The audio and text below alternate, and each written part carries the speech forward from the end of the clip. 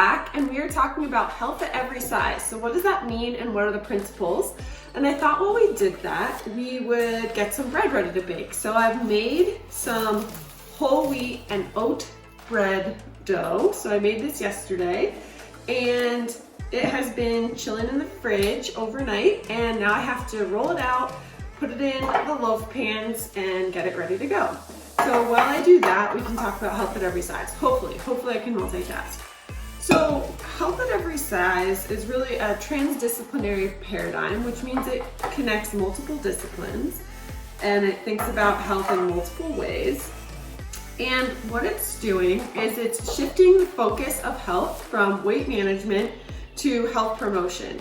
And it's posturing that you can be healthy at every size, therefore health at every size. So it's saying that weight by itself is not a marker of health, and you can be healthy by performing health behaviors no matter what size you are. This might sound familiar because of our adventures with weight inclusivity. So health at every size follows the weight inclusivity principles as well. So what I'm doing right now is I'm just oiling my loaf pan so they don't forget to do that later. Health at every size posits that health is not just the absence of disease, but it's also the presence of health. So just because you don't have a disease doesn't mean you're healthy. Remember, there's multiple aspects of health. There's physical, emotional, spiritual, mental. And so we want to be maximizing all of those types of health.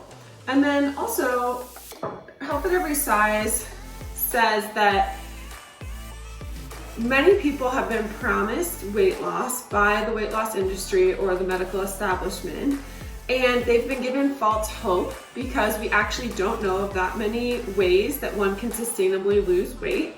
So they've been promised weight loss, they've been given false hope, and then they've actually been harmed because the behaviors that have been recommended for them to lose weight are actually harmful behaviors. So I think that's a really important piece. It's not just that health at every size says that you can be healthy at every size, but it's actually kind of even more inclusive than that, because it's saying that we really need to promote health at every size because we're all going to be different sizes, and trying to fit ourselves into a size that we're not can be quite harmful.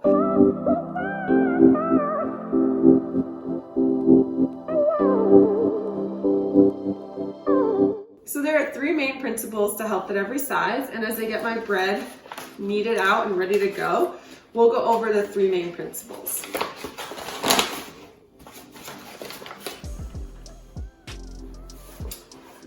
I should also say that I've never made this bread before, so I actually truly don't know that much about what I'm doing. So I'm doing my best, but it may be a disaster that you'll get to see. Okay, so three main principles of health at every size. The first principle of health at every size is that it encourages body acceptance, not weight loss or weight loss maintenance. So health at every size is encouraging body acceptance. So health at every size encourages body acceptance, not weight loss or weight loss maintenance. And what's great about this is that we have scientific evidence that having this view and health at every size is associated with a bunch of really positive health effects. So we see improvements in blood pressure, blood lipids, physical activity, more physical activity, less eating disorder pathology, increased mood and self-esteem, increased body image, and increased or maintained dietary quality. So just because you tell someone they can be healthy at a certain size, they don't just start eating, fun foods all the time. They're not going to eat cake for the rest of their lives. Let them eat cake. They do eat cake, but they don't eat all cake. So we see increased or maintained dietary quality. And then self-acceptance is really key to starting a lot of health behaviors. So if we have self-acceptance of ourselves and of our size, we're actually more likely to engage in a lot of these health behaviors. So the first principle of health at every size, of body acceptance and not promoting weight loss or weight loss maintenance, is actually leading to a lot of positive health effects downstream. So that's principle number one, and I have my dough into the 9-inch rectangle I'm supposed to have it in. And now I'm supposed to roll it up, I guess like this, I'm hopeful.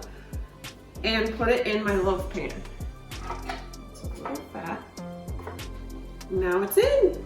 And now I'm supposed to let it be. So now I'm just gonna do the second loaf as we talk about second and third principles of health at every size.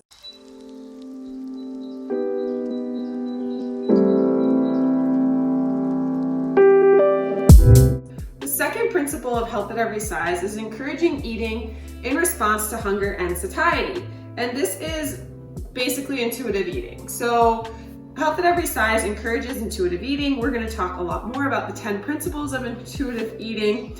But by listening to your hunger and satiety cues, you honor your body, you honor your body's needs, you honor your body as a system of knowing and knowing what you need at any given time to be energized in your healthy self. So by eating intuitively, you are honoring your body. Intuitive eating is associated in research with increased dietary quality, which means like more vitamins, minerals, nutrients, etc. So intuitive eating is associated with increased dietary quality, decreased disordered eating, and it's not associated with weight gain. So just because you tell someone to honor their hunger and fullness cues, they're actually not necessarily going to gain weight by doing that. So here's my second bread. Let's put it in the little pan. Okay guys, here they are, my 2 little babies. Now we have to let them proof for a period of time. So I'll just leave them here for now.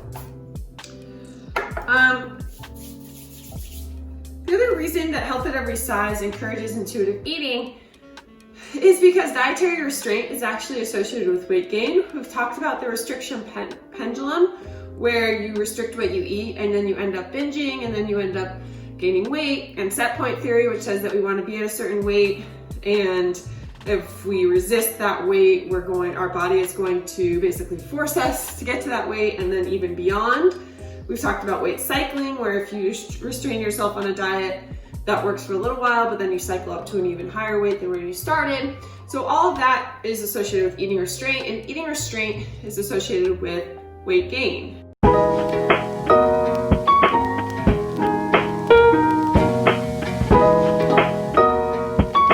The third principle of health at every size is advocating for active embodiment instead of structured exercise. Active embodiment means that you're finding enjoyable ways of being active. So whatever feels good to you, if swimming feels good to you, if walking feels good to you, if gardening feels good to you, you're just finding active activities that feel good to you and doing those rather than having an exercise prescription. And the focus is really on activity that feels good to you and providing self-care. So you're doing activity for self-care, not for weight loss, and that's a huge shift of mindset. One way to think about active embodiment is like play. So when you were a kid, what did you love to do? This is me, my senior year in high school. I loved doing gymnastics. And so this is my big regional meet, last meet I had in high school, and I didn't do gymnastics in college, so it was my last meet. And I would spend 16 plus hours a week doing gymnastics.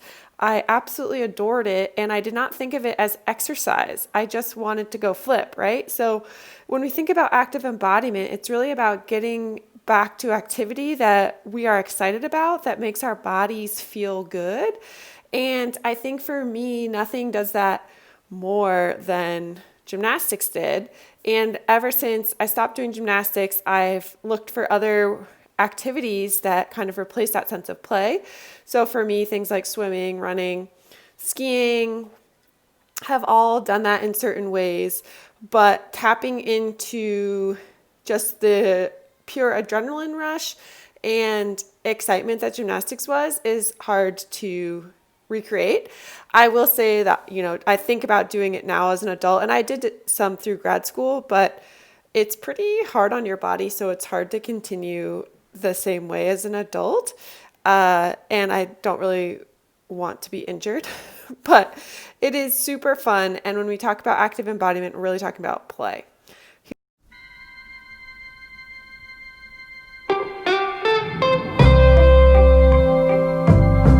I'm going to include a graph from Just Eat It, Laura Thomas's book. What this chart is showing us is that no matter what BMI you're at, the more health behaviors you do, the less likely you are to die from any cause. So on the y-axis, we have what's called a hazard ratio, which is just like your risk of dying. And in this case, it's from all-cause mortality, so from any cause. And on the x-axis, we have the number of health behaviors you do. So fruit and vegetable intake, tobacco, smoking, exercise, and alcohol. And then the different shaded bars are 3 different BMI categories. The one on the left for each number of health habits is your quote unquote normal weight group. The one in the center is the overweight group, and the one on the far right is people with BMI over 30 or your obese group.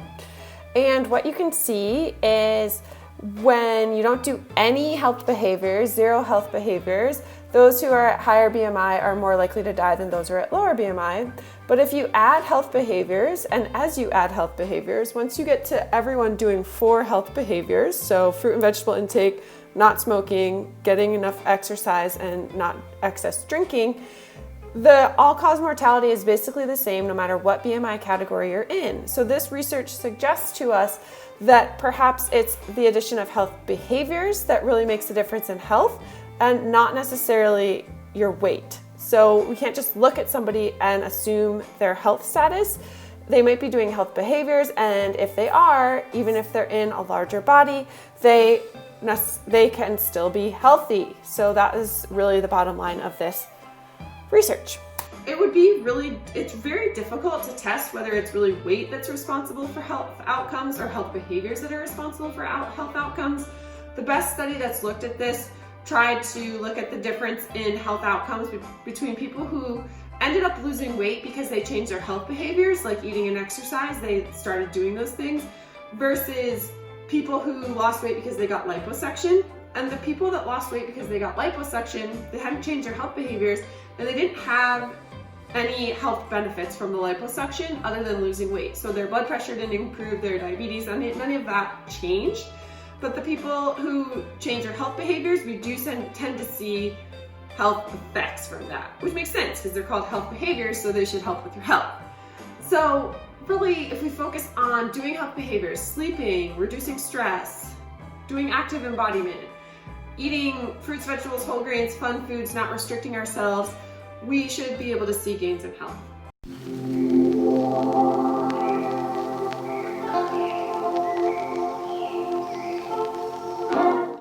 Now, there are some controversies around health at every size, and one of them is whether it's appropriate for people at all parts of the BMI spectrum. Like, can really underweight people still be healthy at their size? Can morbidly obese people be very healthy at that size? So scientists are trying to figure out if it is feasible for people at all ends of the weight spectrum, but certainly for many of us, it is feasible.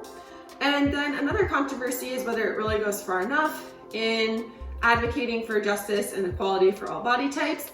And I'm going to link a blog post from one of the founders of Health at Every Size, who recently said that she doesn't support Health at Every Size anymore as a movement because it doesn't go far enough in advocating for the principles that she founded it upon. So there are some controversies, but I feel like, you know, if most of the world is still in the weight normative paradigm, which says that weight is essential for health. So even getting people to Health at Every Size, where we're saying that people can be healthy at all sizes and weight is not a marker of health, would be a huge movement. And then perhaps we can go to body liberation, which is like this next step of questing for non-bias and equality and respect for all bodies. So that's Health at Every Size in a nutshell, and I will show you how my breads turn out. They need to sit now for a bit, but I will put them in at the end of the video so you can see how they turned out. And I hope that you will seriously consider thinking about Health at Every Size. I'm going to link several articles below that you can find out more information, and there's even a whole book on Health at Every Size if you're interested. So that's all for today. Thank you guys for tuning in, and I will see you back in class, and see you next time when we talk about intuitive eating. Bye.